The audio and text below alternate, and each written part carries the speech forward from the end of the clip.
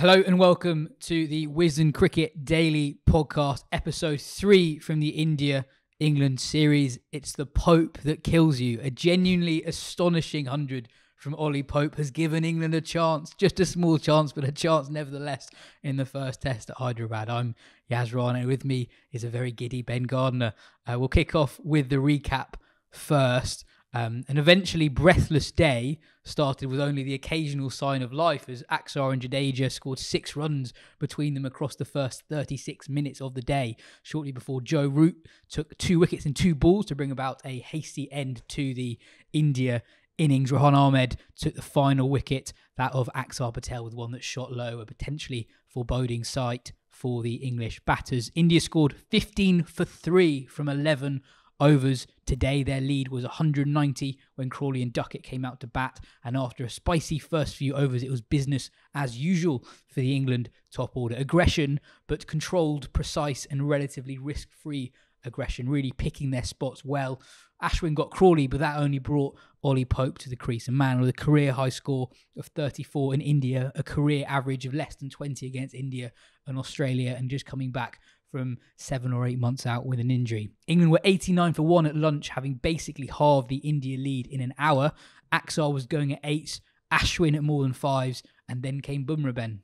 Yeah, so Bumrah took two wickets in a kind of brilliant spell, but even the wickets don't tell the story of the spell. There was a brilliant slur ball in there to Ollie Pope. I mean, Duckett's, you might say that was a slightly inauspicious shot, but Duckett had played well in it, and it took something decent to get him out, and Pope and Root was dismissed LBW, beating the inside edge. And then it was the two spinners who kind of worked over Bairstow and Stokes in ways that it kind of can happen in India. Like it's just a really tough place to bat when you've got really good bowlers on a pitch that's helping them. Bairstow was kind of set up in a pretty classic way of the turner and then the straight honour, and then Stokes has, batted well in the first innings, has an okay record in India. He's done things in India, but he's got this struggle against Ashwin in particular, which, he's a brilliant off spinner against the left-hander. That might happen, but it was another good ball that kind of maybe beaten the flight, if anything, because he could have perhaps been a bit more forward, and instead was it was quite a full ball that ended up turning quite a bit to take out the stumps. And then at tee, you're kind of thinking, okay, this could still be over tonight quite easily. Basically, England are 5 down at that point, again, having not done a huge amount wrong in that middle session, just being beaten by better bowling. And then 2 hugely encouraging partnerships led by this extraordinary innings from Ollie Pope. I guess we should. It's worth giving a bit of credit to Ben Foakes and then Rahan Ahmed as well, especially Foakes in that first innings, as Pope did, had a bit of a point to prove and just did what he kind of does a lot of the time, just kind of unfussy accumulation. Even when something kind of bonkers is going on around him, he has a pretty good ability to sort of stay within himself. He was bowled by a ball that kept very, very low, which was, it's funny with the pitch, slowed up a bit, still spinning a lot at times and still keeping low at times. It's not a minefield by any stretch, and it's weird that Pope was able to put all that outside of him. We'll get onto him, and then Rahan came in and kind of saw out the day, and they go to stumps leading by well over 100 with 4 wickets in hand. Obviously India still heavy favourites, but they stitch together an old couple of partnerships and you can get up to 200, 220 to win. England will at least fill in the game, and we'll be able to take a lot of encouragement from it. I mean, we're still only 15 or so minutes after the close of play, so we're still very much in the process of processing what we've just seen. Nick asked, where will this rank in England's greatest test match wins? Brenny asked, Ollie Pope, we never doubted you.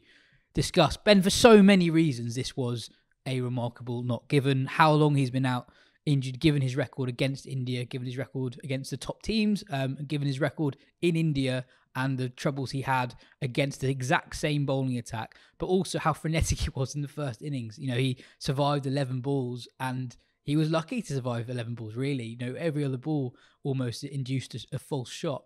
And he started frenetically again today, but it was a different sort of freneticism in that I think he's borrowed a lot from Duckett. I think he was really proactive with the sweep and the reverse sweep. And any time the ball got outside of his eye line, especially when it was a left arm spinner spinning it away from him, he was very, very proactive in looking for the reverse sweep.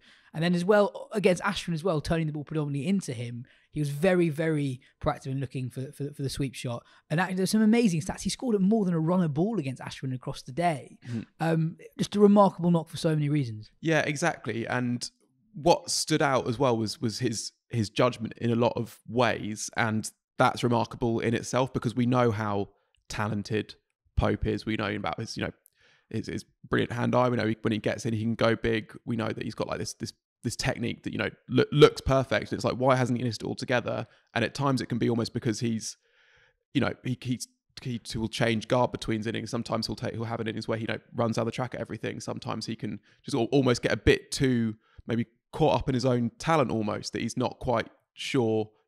We've often said that he's got so many shots that sometimes he's burdened by the choices he's got at his disposal, where a more limited player who has fewer shots doesn't have as much to think about. Yeah. Whereas in this innings, the judgment in so many ways was brilliant. So firstly, there was the judgment of length. There was a brilliant pitch map that was put up on the coverage that showed this was fascinating. Clear daylight between his interception points for when he stayed back, when he went forward, and when he came down the track. And that's exactly what you want, because it shows that you're picking the right balls to go back to, and you're not getting caught in between, which can be a death sentence in India. So there was the clarity of judgment of length. His judgment of line was also brilliant in that he was sweeping the right balls to sweep and, scooping the right balls to scoop.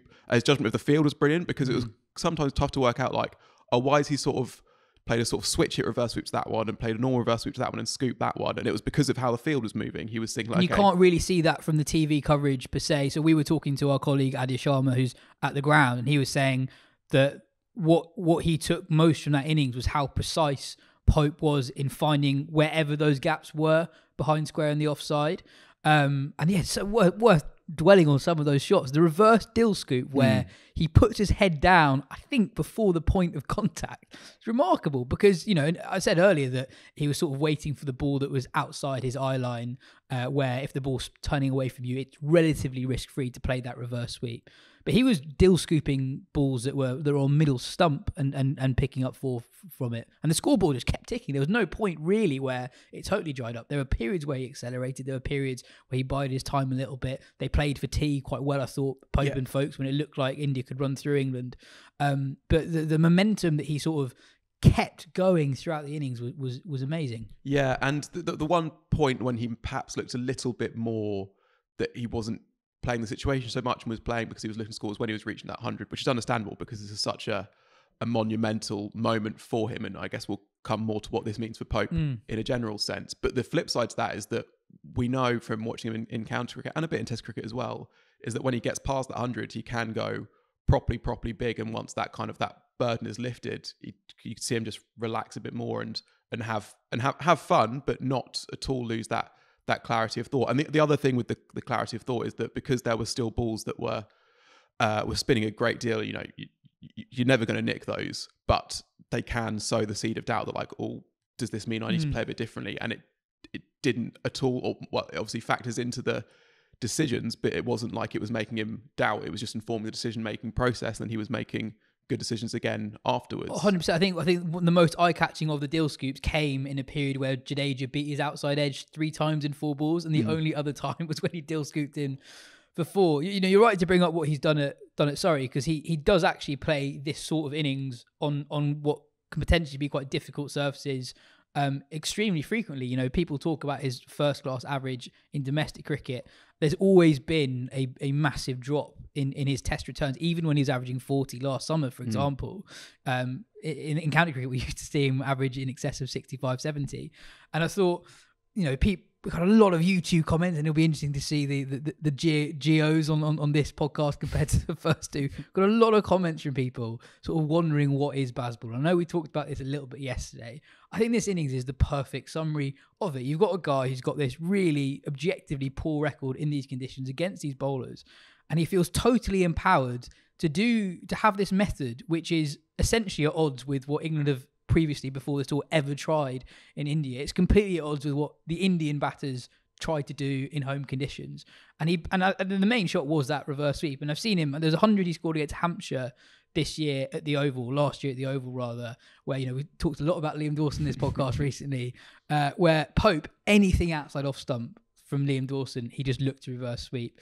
And what I found amazing from this innings was, other than the drop catch on 110 from Axel Patel, which he really should have caught, Pope, I found it amazing that with the inconsistent bounce, he was still able to control it. And, you know, at the end of this innings, you know, it's obviously still going. We've got to the point where we're starting to compare this to the great overseas English Test hundreds in our lifetimes, and looking last, you know, 10, 15, 20 years. You know, this is right up there in terms of overseas hundreds by an England number 3 in particular. We were looking at third or fourth innings hundreds from England number 3s away from home in the 21st century against top opposition. This is probably the first one since Trott and Nagpur, 11 or so years ago now.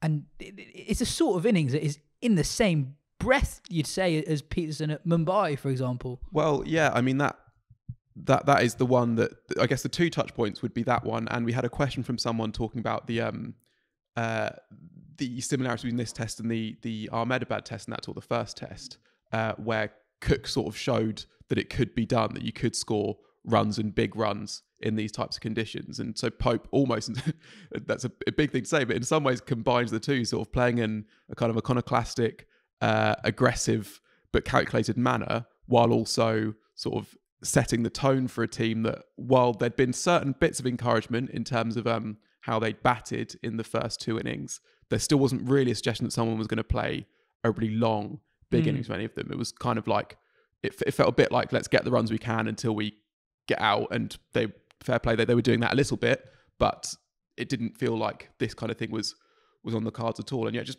I guess, I know you did it at the beginning, but just thinking about what this means for Pope as a Test cricketer. I mean, just thinking about what he looked like coming off the field with that shoulder injury at Lords, when it's the second or third that he's had in his career, and he's taken his time to come back from them before, both in terms of obviously the actual time before he gets back on the field, but then to get back actually into his fluid best when he's back out there. And this competition for places that has come up again. I know obviously Brooke going home simplified England's selection dilemma, but had he been in the country, it's quite possible that Pope wouldn't have played, despite Root confirming at the end of play that he is still England's, which I think was the first time I've heard anyone confirm that so far this tour. Yeah. He's vice captain when he scores. It's a bit like Andy Murray. He's Scottish when he when he loses, and English when he wins, and or British when he wins, and Pope's vice captain when he makes runs. So just from that point of view, it was huge. But yeah, just it totally changes how we view Pope, really. I think, as going from being this guy, and it's also fair to say you can look at the Australia-India thing and think, oh, okay, so he hasn't scored runs against good bowling at any point, which is not true, because 100%. There's been a couple of things against South Africa in particular, which have been properly high class, against high class pace attacks. But you are still... Yeah. And in that 2020 summer, I always think that he didn't get 100 against West Indies and Pakistan, but batted really, really well. I think he's got a really good 80 on a spicy pitch. Yes. Against Naseem and Shaheen and Yasir Shah. And he was really, really good then. He didn't get a statement score necessarily. But yeah, he's done well against very good bowling attacks before, but nothing like this. This was proper Pope at the Oval playing for Surrey sort of stuff. And he's not done that before against an attack this good. And also the first time he scored 100 without someone else in innings scoring 100, which is so far, so far, Rian, Tom Hartley, Jack Leach, but Rahan's 84 away. We've obviously the Ian Bell comparisons get made. I mean, I don't know, Ian Bell never batted quite like this in India, actually, and this was a kind of a stand up and be counted 100. It wasn't like a useful or a good 80 in a game that, like, okay, can help England win a game, and it wasn't a 100 to carry England along in the slipstream of someone else, or in putting on a big total. This was Pope kind of by himself, short a bit of support, but he was the main man in a way that he kind of hasn't been so far. You made the point about how quickly the feel of a game can change when England find their groove. Do you think India could have done much differently? Because when you made that point, I thought at lunch I was sort of caught unaware by how it felt like the game had really changed. England was still 90 runs behind, but if you looked at the body language of India, we'll come to Bumrah in a second, it felt like India weren't as ahead as they actually were, if that makes it. How do you think opposition teams, and India specifically here, counteract that? Well, I guess there's two things. One is like this kind of small level tactic stuff, and it was interesting. You asked before as well, like how would Stokes have approached this versus how Rohit captained the situation, and you could have kind of really tried to cut off Pope scoring areas. It would have been a pretty unconventional looking field, but you could have packed that field behind square on the offside and said, okay, do something different. And then when he does something different, almost hidden the ball outside off stump and go like, right, play it through cover now. Exactly. Yeah. They could have done that, for example. I wonder if maybe they could have gone to Bumrah a bit sooner in that final session. I mean, he's just had bowled so well in that middle session. I know when he comes back, Pope very sweetly times a sort of a leg side flick off his first ball, but still that would have been a different sort of challenge. But I think the other thing as well is just to, and I guess it's one of the things that Australia did well at times last summer, is to remember what the match situation is, and to remember that, like, even though you're India at home and you're maybe the best team that's ever been at home, and you expect to kind of roll over everyone, England are a good team with good players, and they're allowed to have passages where they score a few runs, and to look at the score and be like, oh, okay, actually, like, India will very, very likely still win this game tomorrow. And they've done that because they have, across the test match, played better than England. England have had phases where they have, scored runs, and you had a phase this morning when they dried them up with the ball. But overall, if you kind of back yourself and almost, it's not that you don't worry about England, but you do realise that this way of playing comes with its advantages and its drawbacks. And the advantages is how it changes the feeling when in those passages when they are on top, but that doesn't necessarily mean that they have, so all of a sudden rested the whole game, which is the case here as well as Pope has played. I thought watching not just Pope, but also how Crawley and Duckett batted. And by the way, I think it's significant that England have posted a score like this without significant runs from Root, Bairstow and Stokes. Is that the way in which England score quickly is so different and so much less risky than how India score quickly. So if you actually go through the dismissals in this game, India the team that have given wickets away. India the team that get caught on the boundary. England will obviously lose wickets playing attacking shots. Duckett, for example, had booming drive against a massive in-swinger. But England, more often than not, are actually getting out to really good bowling. And they are precise with their attacking shots, and they play attacking shots that fit the individual games that their players have. Whereas India, when they seek to go through the gears, from what we've seen in this test match at least, it's a very deliberate decision to be more aggressive. Whereas with England, it sort of just suits how the individual wants to play their cricket anyway, which I think is a very interesting dynamic and one that will be interesting to keep an eye on as the series develops. Can India apply pressure to English bowling in a less risky way? Because at the point today where England really went through the gears, there are times where, like, even though it's turning loads, you're sort of watching it and being like, you know what, Pope and co aren't actually taking that many risks here. This is actually how they want to play normally. Yeah, and I mean it's almost hard to interpret that India batting effort because of how badly England bowled at times. Like, they almost had no choice but to be trying to smash it for six, because these were long hops and full tosses and that sort of thing. But yeah, you would have not, well, if you were really smart, you might have predicted it, but it would have surprised a lot of people to think that India are dominating the caught on the boundary count at this stage in the test match.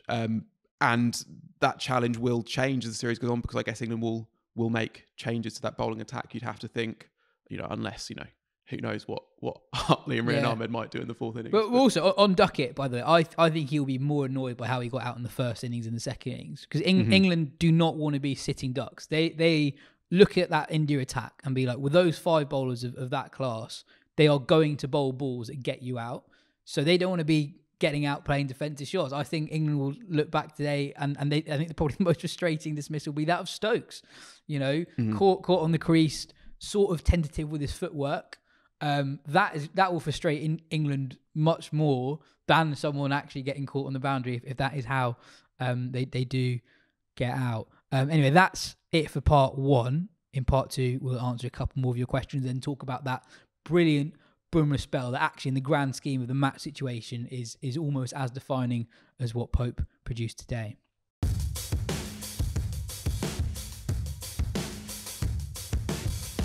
Richard asked, Ben referenced this question earlier on, are there similarities to that first test of the 2012 series? England are a long way behind as it is. It's a brilliant innings from one of the top three.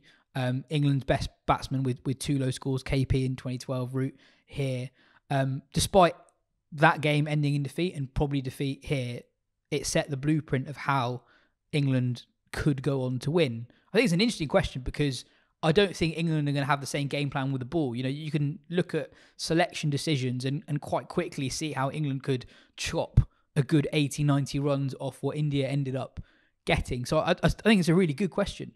Yeah, it is. I suppose that there's a certain similarity in like a bit of the tone of how it feels. One important difference is that back then in 2012, England kind of knew they had the bowling attack to be a bit of a handful in those conditions when they played in the UAE against Pakistan that year. They'd bowled absolutely brilliantly, actually, but no one had made 100 in the series. They'd been bowled out for 70 odd, chasing 150 in one of the games, and then similarly happened in Sri Lanka. They got undone there by Suraj Randeep, bowled well as well as Harath. Wasn't expecting a Suraj Randeep mention on the pod today. Yeah, so there were hints of them improving with the bat in that Sri Lanka series, but still, this Cook innings was you had a brilliant innings from Kevin Peace in the second test of that Sri Lanka series to win that game, but this from Cook was kind of building a really, really big score in quite an orthodox way, and that was something that they maybe weren't quite so sure of. I think even before.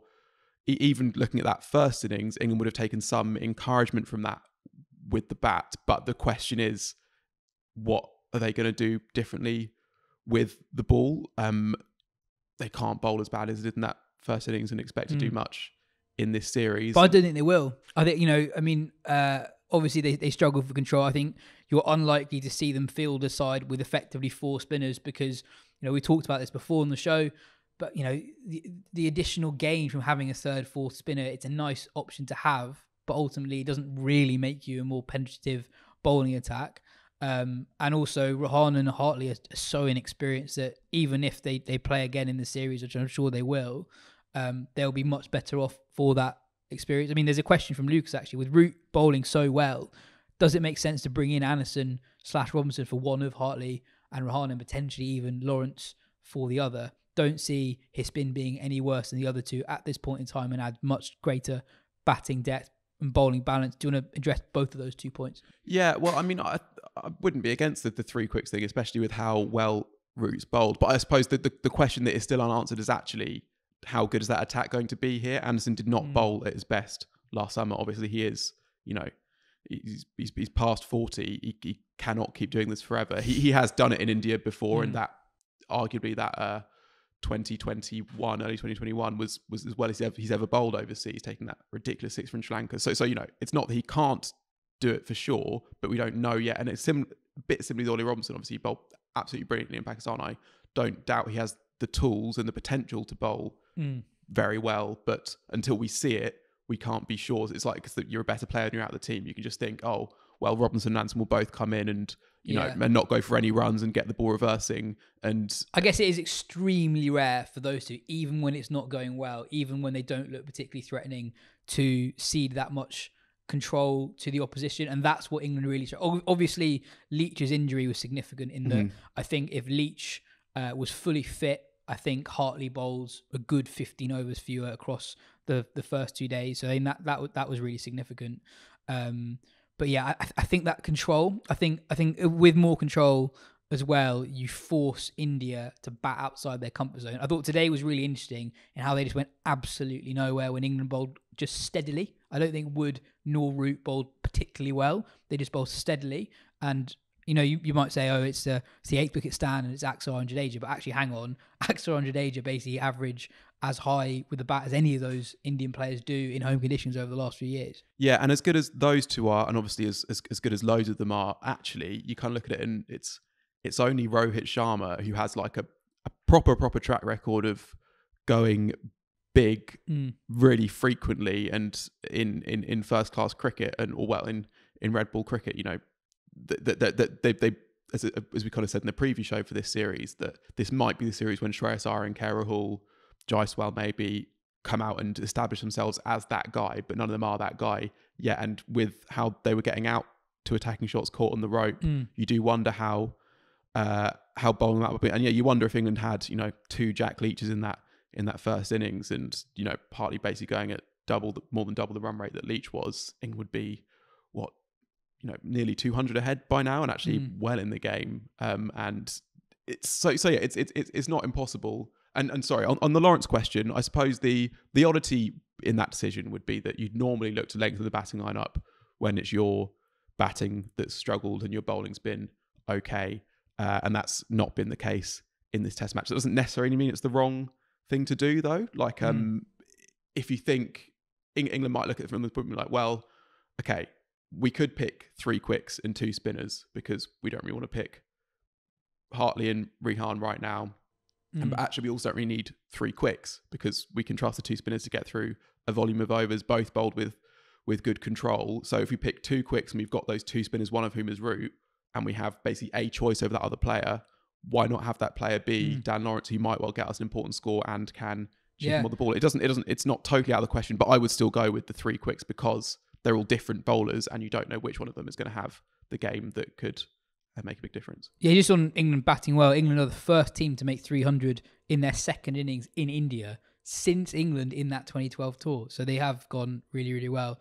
And just briefly, worth mentioning again, that Bumrah spell was utterly brilliant because this game looks really different without it. We've not really talked about the pitch that much. Definitely slower than the first 2 days. Still spinning lots, still inconsistent bounce, but I thought England were, especially when it was slightly short, there was more time for them to play back than potentially on days 1 and 2. And, you know, as I said in the intro, Axel was going at 8s, Ashwin at more than 5s. They're still bowling good balls. You know, Jadeja went at pretty much 4s across the whole day. It felt like not a lot was happening before Bumrah came on. You know, England were 113 for 1 in the 19th over. He bowls that brilliant delivery to Duckett, and it's one of those deliveries where the highlights won't do it justice because you need to see the balls before. Properly sets him up with a few away. The ball before's in, and you can tell that Duckett thinks, well, hang on, the last one's been in, this one's going to go away from me. Sees the line from Bumrah's hand, plays for the away swinger, comes in. So it looks pretty ugly, but it's a brilliant piece of bowling. And then a brilliant piece of bowling to Root as well. Bumrah looked very threatening towards Root in his short stay at the crease. Gets England's key man, the guy who's got more runs in India-England Test matches than anyone else. And Bumrah so nearly picked up more wickets as well. Ben mentioned that he nearly got Pope early on, and that obviously would have completely changed the game. If you look at the figures at the end of the day, Bumrah 12 overs, 2 for 29. Siraj only bowled 3 overs, much more tidily bowled today than he did on day 1. 3 overs, no wickets for 8. But that famous trio of spinners, Ashwin's gone at 4.4, Axar's gone at 4.6, Jadeja at nearly 4s. Bumrah was completely different as a proposition compared to the rest of that attack. So yeah, Bumrah is actually the reason why India are still totally in charge of this game, because England are 316 for 6 at the moment, lead of 126. Could easily have been 316 for 3 or 4, given the way they were going at times today. Do England have a chance, Ben? Yeah, they do, but I don't want that to be like, clipped up as me being this pompous, optimistic English guy, overestimating, how in the game they are. Obviously, they're way, way behind. I'd put the chances at 10, 15 at very best, and it requires loads to go right. I guess what we don't know as well is whether the pitch's behaviour might change tomorrow. That's what almost gives me more cause for optimism than what's happened so far. And then even then, you're looking at, can England make the most of those conditions? Exactly. Yeah. So it requires Pope to really kick on tomorrow. It requires the tail to stick with him, and it requires England to bowl a whole lot better than they did in that first innings, and it requires a bit of help from the pitch. So if all those things go in their favour, none of which are impossible, then yes, they have a chance. But India's still significant favourites, but at least it's been a good test match and a beautiful sort of entry into the series, kind of no matter what happens tomorrow. And it's so good that Pope's not out, because just to have the rest of today just thinking like, oh, what might happen tomorrow, rather than if he was out to the last ball of the day, then you're like, oh, okay, the game's done. We'll turn on tomorrow. It'll be done within an hour and a half. Oh, well. But, you know, it's just nice to have that feeling. And you know, from an England point of view, it's nice that India will have that seed of doubt for tonight before tomorrow, in a way that they wouldn't have had at the end of yesterday. Yeah, it feels like the series is alive in a way that at times yesterday didn't necessarily feel like we're going to have a even contest throughout the series. And just a word on Rohan Ahmed. He only finished on 16 not out, but it's the first time I've really seen him knuckle down and bat with the sort of responsibility that he should be showing, given how much batting talent he has. I mean, you know, if you read interviews from various people involved with English cricket over the last few months, a lot of the implication is that Rohan still views himself as more of a batter than a bowler. He bats in the top six for Leicestershire, did so successfully in 2023, and he really knuckled down, and it was a difficult passage of play to get through. And again, it's probably just turned the dial from for me, maybe from 5% to 7%, having Rohan in there at the end with Hartley to come as well. Dan had England lost a 7th wicket in the evening. Final question comes from Armin, who asks, why did Ben Gardner shave his head? Yeah, I thought we might save this for a slightly quieter podcast. It was actually on the day of the World Cup final when you just had enough. Yeah, well, because I had the mullet and it was getting a bit long and shaggy and unkempt. So I was like, well, I can cut that back in, or I can get something different, or I can just start from scratch. And the beauty of shaving it is I could do it at home with a beard trimmer. And a funny story about it actually was that it ran out of battery when I was probably about like 80% of the way done. So I had to charge it, go to sleep, wake up early, and make sure it's done, because it looked absolutely horrendous until I'd done that. But that's it, just a post World Cup sort of start afresh and a beginning of a new era, a bit of a white ball reset. I guess. I think we all needed to start afresh after the World Cup. Anyway, that is all for today. Cheers, Ben. We'll be back for tomorrow, and who knows what might happen.